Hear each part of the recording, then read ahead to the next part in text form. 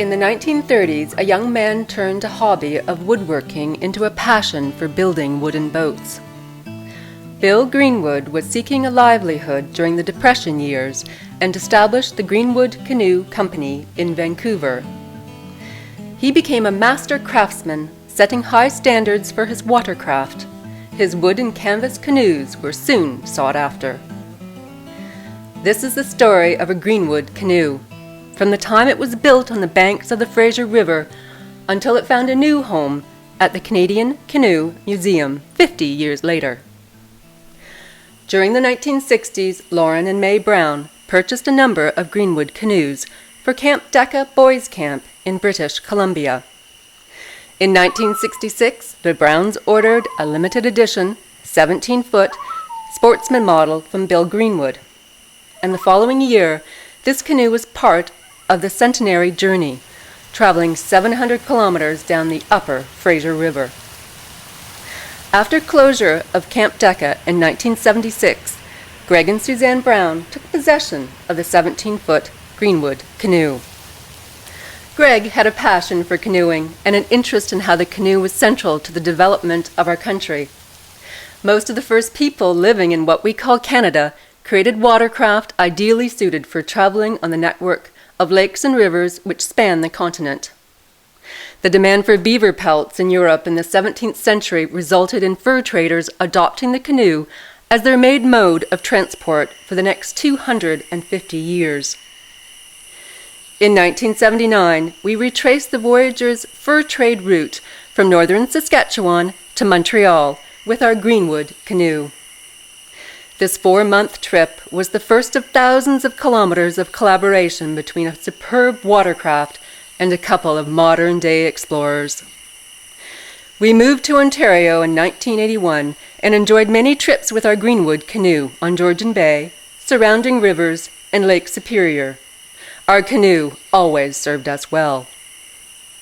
By 1990, the massive James Bay hydroelectric project drew our attention to northern Quebec. As we learned more about the controversial dams, we were compelled to see for ourselves some of Quebec's great rivers before they were stilled forever.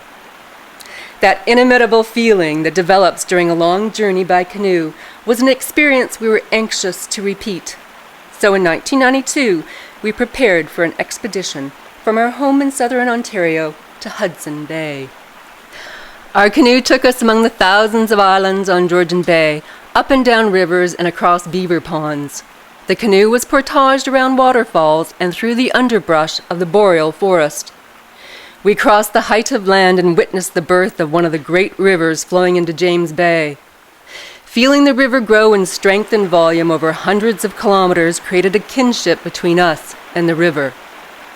At chutes like Iroquois Rapids, the Nottoway River narrows and thunders over the Precambrian Shield, revealing its true power.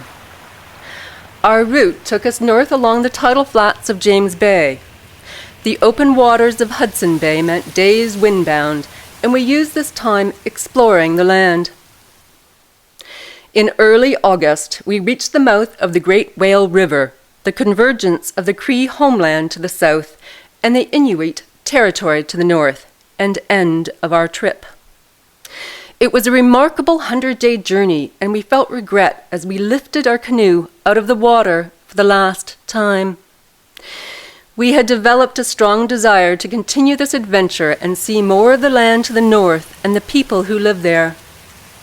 2 years later, we returned to James Bay, and for the next 3 summers continued our journey along the coastline of northern Quebec. North of Great Whale, we paddled in the lee of chains of islands. The ice dispersed, and soon we were north of the tree line. We were a mere speck on this vast landscape. Although this country is often called barren, the land was not devoid of vegetation and wildlife. At our feet was an array of flowers and tiny shrubs, taking advantage of the long days of a brief summer. Flocks of geese were protecting their young, and caribou calves were gamely keeping up with the herds. The water was equally alive with small drifting organisms, ducks, seals, dolphins, and the occasional polar bear swimming ashore. We felt comfortable and secure in our Greenwood canoe. After paddling thousands of kilometers in all manner of conditions, we had the greatest confidence in our boat. Its flat bottom provided stability, it moved easily through the water due to its length and shape, and it was built to withstand the force of rapids and ocean waves. It could carry us, supplies for weeks, and our dogs without compromising its maneuverability. During our third summer, we rounded the most northerly point in Quebec. The intimidating cliffs of Cape Wolstenholme are home to a large colony of thick-billed murres, among other seabirds. We were now paddling in the strong tidal currents of Hudson Strait. Here we experienced the powerful katabatic winds plunging over the hills. We soon learned to use extra ropes to secure the canoe and equipment. When we arrived in the remote village of Quactac, we arranged to store our Greenwood canoe for another winter. Our objective of seeing the effects of the James Bay hydroelectric project had evolved into a journey of discovery and appreciation. Every place we went ashore, there were signs that others had stopped before us.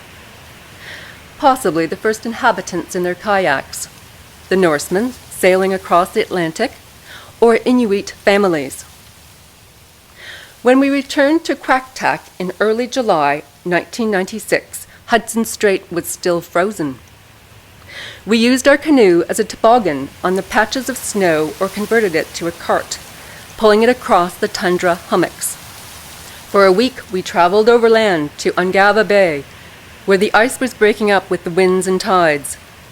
We soon realized our biggest challenge was not the ice, but the tides. The force and power of the water created by the ebb and flood of 15-meter tides was unlike anything we had experienced. Paddling was limited to only a few hours a day, and going to shore at other than high tide meant a long portage. As our progress around Ungava Bay slowed, the decision to end our trip was largely made for us. We never imagined the impact our canoe trips would have on our lives. These experiences would not have been possible without our Greenwood canoe, a simple, versatile, handmade craft.